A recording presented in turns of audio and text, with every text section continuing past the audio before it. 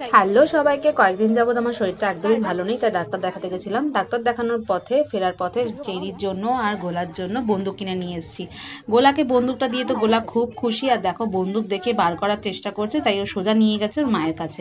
দিদি গোলার বন্দুকটা তারপরে বার করে দিল, আর গোলা বন্দুক দেখে দেখো কীভাবে চেষ্টা করছে বন্দুকটা নিয়ে কীভাবে রং খেলা যায়। ও অনেকদিন ধরেই বলছে রং পিচকারি পিচকারি করে যাচ্ছে, এখন আদো আদো করে গোলা কথা বলে, তাই শুনতে খুবই ভালো লাগে।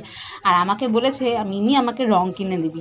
তাই আমি ফেরার পথে রাস্তায় যখন দেখলাম এত রাস্তায় পিচকারি আবির সব রঙের দোকান বসেছে, তাই গোলার জন্য একটা সুন্দর দেখে পিচকারি নিলাম। গোলার এটা প্রথমবার দোল খেলা, যখন আগের বার গোলা ছোট ছিল তাই দোল খেলতে পারেনি, আর এবারে ওকে দোল খেলাবে, তাই ওর এই বন্দুক বন্দুক করছিল অনেকদিন ধরেই, তাই আমি একটা বন্দুক পিচকারি ওর জন্য কিনে নিয়ে এসেছি।